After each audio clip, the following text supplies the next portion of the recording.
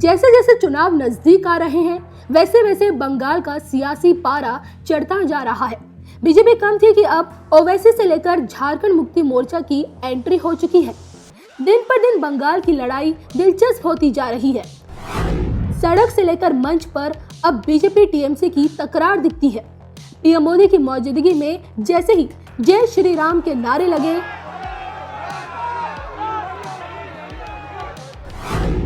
गुस्से से लाल दीदी ने भाषण देने से साफ इनकार कर दिया। लेकिन किसी को आमंत्रण करके निमंत्रित करके उसको बेइज्जत करना ये आपको शोभा नहीं देता। उधर एक एक कर टीएमसी के नेता बीजेपी का दामन थाम रहे हैं। ऊपर से किसान आंदोलन की आड़ में बीजेपी टीएमसी के बीच छिड़ी आर पार की लड़ाई। ऐसे में किसको मिलेगा बंगाल का साथ? कौन बनेगा बंगाल का बाजीगर? इस पर क्या कहती है विश्व प्रसिद्ध सुदर्शन चक्र ज्योतिषाचार्य श्री संत बेत्रा अशोका जी की भविष्यवाणी? देखिए सिर्फ धर्म ज्ञान पर। नमस्कार, धर्म ज्ञान के दर्शकों का स्वागत है। मैं कविता राणा मेसा मौजूद है एक बार फिर से विश्व प्रसिद्ध सुदर्शन चक्र ज्योतिषाचार्य श्री संत बेत्रा अशोका जी, जिनकी अब तक की जितनी भी राजनीतिक भविष्यवाणियां हैं जो हमेशा से सच साबित होती आई हैं, और साथ ही साथ इनका राजनीतिक मुद्दों पर किया गया विश्लेषण भी हमेशा सटीक बैठता है। सर, आपका स्वागत है। नमस्कार। पश्चिम बंगाल, जहाँ की राजनीति दिन पर दिन गर्माती जा रही है। देखिए, जैसे जैसे चुनाव नज़दीक आ रहे हैं वैसे वैसे राजनीतिक दलों के बीच जो सरगर्मियां हैं वो बढ़ती जा रही है। एक तरफ देखिए बीजेपी है जो ममता के किले को ढहाने में लगी हुई है, तो वहीं दूसरी तरफ ममता बनर्जी हैं जिन्होंने पूरे 18 सालों से जो अपनी पार्टी बनाई है, टीएमसी को जो खड़ा किया है, उसे बचाने में लगी हुई है। लेकिन हाल फिलहाल में मैं आपको याद दिला दूँ, फागू से ही धर्म ज्ञान पर मेरे साथ श्री संत बेत्रा अशोका जी ने ये भविष्यवाणी की थी कि भाई 2024 के चुनाव में बीजेपी 418 प्लस जीतेगी, और इसके पीछे की सबसे बड़ी वजह होगी कि देश के जो युवा नेता है, जो युवा लोग हैं, वो बीजेपी की ओर बढ़ते जाएंगे, बीजेपी में शामिल होते जाएंगे। लेकिन क्या उनकी ये भविष्यवाणी आज की तारीख में सच साबित होती जा रही है? और ये हम इसलिए पूछ रहे हैं क्योंकि बंगाल में यही तस्वीर नजर आ रही है, क्योंकि एक एक करके टीएमसी से, या फिर यूँ कहें कि दीदी के विधायक अब बीजेपी का दामन थाम रहे हैं। और इसी को लेकर आइए हम श्री संत बेत्रा अशोका जी से जानते हैं कि उनकी जो भविष्यवाणी सच साबित हो रही है, आखिरकार क्या टीएमसी पूरी तरह खाली हो जाएगी? क्या टीएमसी के जितने भी नेता लोग हैं, क्या वो बीजेपी का दामन थाम लेंगे? सर, देखिए, हिस्ट्री रिपीट्स इटसेल्फ। 2006 में जिस तरीके से दीदी ने उस टाइम की सरकार जो आपकी कम्युनिस्ट की थी उसको पलटा दिया था, 6, 11, 15, और उसके बाद आप 21 का इलेक्शन है। 6 के इलेक्शन में कांग्रेस के साथ मिल के लड़े थे, लेकिन 11 के इलेक्शन में दीदी ने भारी बहुमत प्राप्त किया था, और उसके बाद 16 के इलेक्शन में तो उन्होंने सारे रिकॉर्ड तोड़ दिए। History repeats itself. मैं इसलिए बोल रहा हूँ कि 6 में जो हालत हुई थी, कम्युनिस्ट ने बंगाल को दहला दिया था। गुंडागर्दी, अराजकता, हड़तालें, ये सब देखकर जो वहाँ का बुद्धिजीवी राजनेता थे, उन्होंने कम्युनिस्टों को छोड़कर, कम्युनिस्ट पार्टी को छोड़कर टीएमसी और कांग्रेस को ज्वाइन किया। परिणाम बदलाव, और 11 और 15 में उन्हीं लोगों के सहारे दीदी ने भारी बहुमत प्राप्त किया। लेकिन अब का जो सिनेरियो है वेस्ट बंगाल का, वो बिल्कुल वैसा ही है जो 2006 में था। अब क्या होगा? अब किरदार बदल जाएंगे। जो किरदार टीएमसी ने निभाया वो किरदार अब बीजेपी का है। यानी कि मैं इसकी भविष्यवाणी पहले ही कर चुका हूँ कि एक तो कोई इतना बड़ा शगुफा उठेगा जिससे दीदी की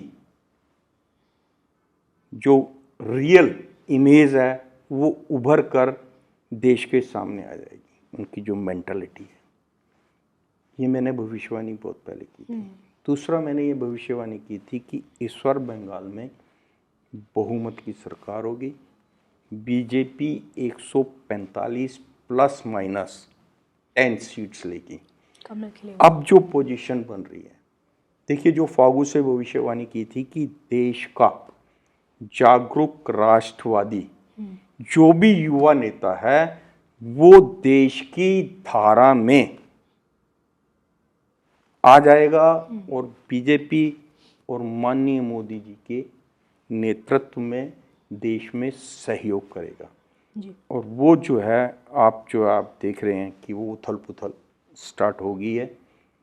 आपके टीएमसी के जितने पॉपुलर नेता हैं वो एक एक करके बीजेपी को ज्वाइन कर रहे हैं और उनके साथ में जो बहुमत है, मैंने इसका पूरा विश्लेषण दिया था कि बीजेपी जो है, जैसे उन्होंने लोकसभा में 2 से 18 का जो सफ़र तय किया, उसकी भी भविष्यवाणी मैंने ही की थी, आप ही के चैनल से की थी।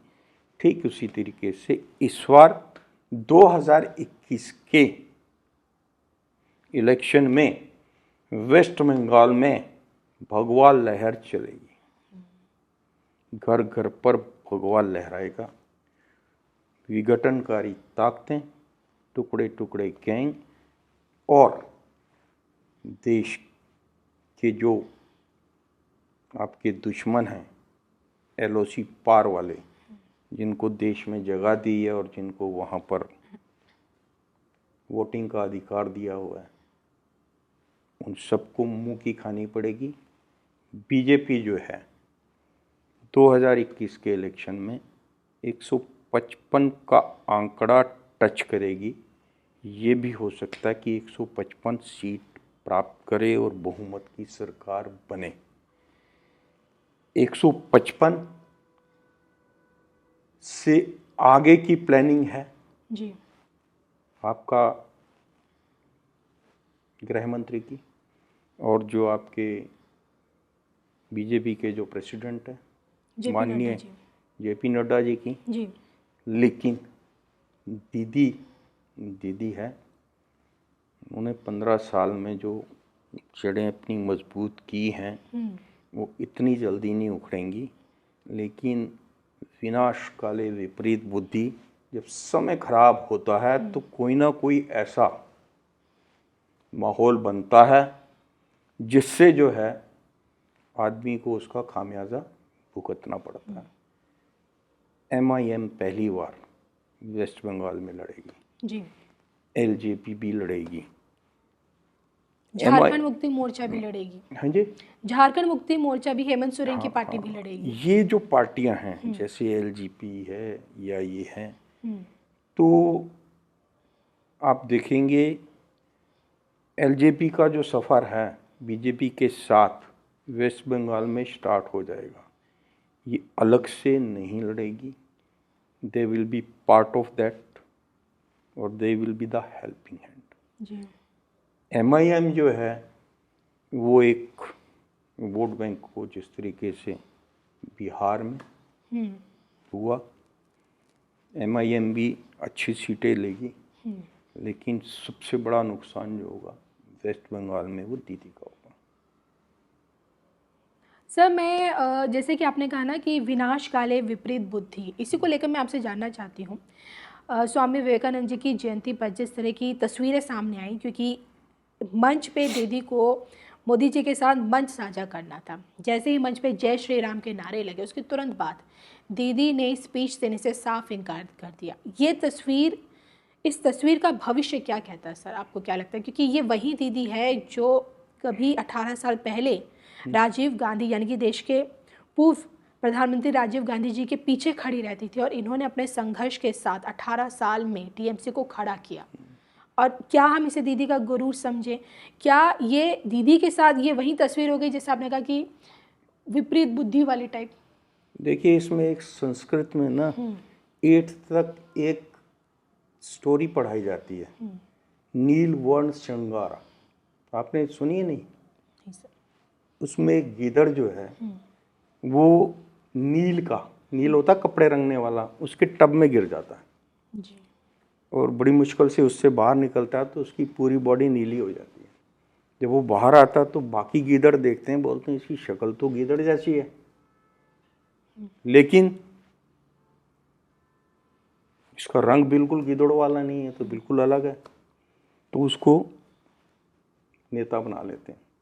जैसे हमारे नेता होते हैं, ऐसे जंगल में भी राजा होता है। तो बोलते हैं ये तो विचित्र है, हमारे परिवार में एक राजा पैदा हुआ और उसको मानना शुरू कर देते हैं। लेकिन ये बात जब शेर पे पहुंचती है, जंगल के राजा पे, तो जंगल का राजा बोलता है अगर वो राजा है तो आप उसके सामने एक बार अपनी बादशाह में आवाज़ निकालोगे तो आपको पता लग जाएगा। आप देखेंगे गीदड़ कभी दिन में नहीं रोता और रात को रोता है अंधेरे में, तब आवाज़ आती है उसकी। तो उन्होंने उसके पास जाके अपना सुर जैसे ही निकाला तो वो भी उसी सुर में बोलने लगा, तो उनको समझ आ गया। अब ये जो है, ये मुखौटा आप हिंदू का जो लेके बैठे हुए हैं, हिंदुत्व का मुखौटा लेके बैठे हुए हैं कि हम हिंदुओं के लिए भी कर रहे हैं, लेकिन जय श्री राम का नारा लगाते ही आपको माइग्रेन हो गया और आप अपने माइग्रेन को कंट्रोल नहीं कर पाए और आप पीएम के बैठे हुए आप अगर सभा को छोड़ के जाते हैं, तो ये तो सीधा मैसेज जो है वेस्ट बंगाल की आवाम को जा रहा है कि भाई इसमें कुछ तो है, ये वाकई में बनर्जी हैं या कुछ और हैं। सर जाते जाते आपसे जानना चाहती हूँ, CAA कृषि कानून के इन बिलों के खिलाफ, जो इन कानून के खिलाफ जो बीजेपी के जो ऐतिहासिक कानून थे, इनके खिलाफ हमेशा से खास तौर पे दीदी ने अपना आक्रामक रुख दिखाया, इनके विरोध में रही है। अब क्या इसका खामियाजा आपको लगता है बंगाल में दीदी को भुगतना पड़ेगा? देखिए, इसका खामियाजा सिर्फ बंगाल में नहीं, पूरे भारत में जो भी देश के विपरीत चलने की कोशिश करेगा जी। क्योंकि ये दो आंदोलन ने एक मुखौटा तो उतार दिया कि पीछे से जो भ्रमित कर रहे हैं वो कौन लोग हैं। तो भ्रमित करने वालों का मुखौटा जो है उतर चुका है। CAA पे कितना भ्रमित किया गया जी। देश के प्रबुद्ध वकील जिनको सब पता था, उन्होंने भी CAA पे भ्रमित किया। अभी अगर आप नेता हैं तो आपका फर्ज बनता है आवाम को समझाने का कि आप गलत मत सोचिएगा, आप सही सोचिएगा। ये देश है, इसमें पक्ष और विपक्ष को मत लीजिएगा। देश की जनता ये देखती है देश को आगे कौन बढ़ा रहा है, और देश को आगे बढ़ाने में अगर आप सहयोग करेंगे तो आपको कल सुअवसर मिलेगा। लेकिन अगर आप देश को आगे बढ़ने में रुकावटें डालेंगे, रोड़े डालेंगे, चारों तरफ से देश को बंद करने की कोशिश करेंगे, तो ये आवाम आपको कहीं पर भी नहीं बख्शेगी। जी। और ये गलतियां बार बार हो रही हैं। दीदी ने भी किसान निधि का जो फंड था उसको अपने CM अकाउंट में मांगा कि हम अपने आप देंगे, और वो उस फंड का किसानों के लिए यूज़ नहीं कर पाए। किसान तो देश का तो त्रस्थाई है। जिन लोगों के अकाउंट्स में 6-6 हज़ार रुपये बीज के लिए या किसी भी तरीके से गए हैं देश में, पूरे देश में गए हैं, लेकिन बंगाल में नहीं गए हैं, तो बंगाली तो वो उनको तो पता है। इसी तरीके से CAA में एक वर्ग विशेष को आप खुश करने के लिए आप एक अच्छे कानून का विरोध कर रहे हैं। CAA में ऐसा क्या था, किसकी नागरिकता जा रही थी? किसी की नहीं जा रही थी, लेकिन उसको किस तरीके से प्रेजेंट किया गया और प्रबुद्ध नेताओं ने उसको ये किया। आने वाले समय में ये दो जो आंदोलन बड़े हुए हैं, ये 2024 की फाउंडेशन है। 2024 तक इसका खामियाजा आपको भुगतना पड़ेगा। या फिर यूँ कहें कि दीदी ने जिन गैर कानूनी तरीके से जो लोग पश्चिम बंगाल में आके बसे हैं, जिन्हें हम अगर दूसरे शब्दों में कहें घुसपैठी लोग, उन्हें बचाने के लिए अब तक जो दीदी करती आई हैं, मोदी सरकार के कानून का विरोध किया है, CAA का खास करके, तो इसका उन्हें वहाँ का जो जनादेश होगा वो उन्हें जवाब देगा। देखिए, देश का ये दुर्भाग्य है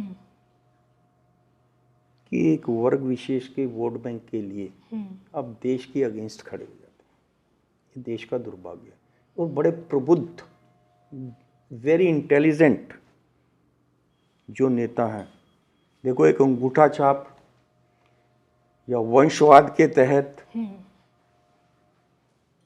अंडर मैट्रिक या मैट्रिक पास, या आपका जातिवाद के कारण रिजर्वेशन में जो नेता ऊपर आते हैं जी, वो भी अगर बीजेपी में है तो उनकी बौद्धिक स्तर को देखिएगा कैसे बात करते हैं।